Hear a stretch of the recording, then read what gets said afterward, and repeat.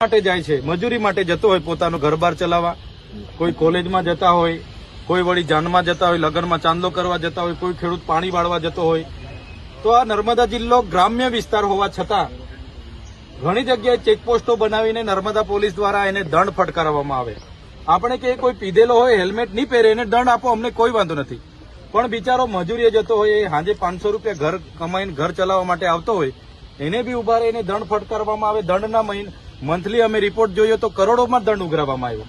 તો નર્મદામાં તો કેવી એટલી રોજગારી છે કે કેવા એટલા માલદાર છે, તો આટલો બધો દંડ ઉઘરાવવામાં આવે અને નાના માણસોને ટાર્ગેટ કરવામાં આવશે. વીઆઈપી લોકો કેવડિયા આવે છે એને કોઈ પૂછતું નથી, પણ ડેમ મોગરા ખાતે દર્શનાર્થે આવે એની ઇકો બી મૂકી દેવામાં આવે, ફેમિલી હોય એને બી જેલમાં નાખવામાં આવે, ફોરવ્હીલ બી મૂકી દેવામાં આવે. તો આ ક્યાંનો ન્યાય છે?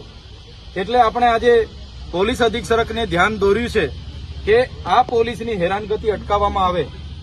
અને આ રેગ્યુલર દંડ તો આટલો થાય જ છે, પણ કેટલીય પોલીસ તોડબાજી પણ ઘણી કરે છે. તો અમને કોઈ ચેકપોસ્ટ ગામમાં જોઈતા નથી. તમે બોર્ડર પર ચેકપોસ્ટ બનાવો.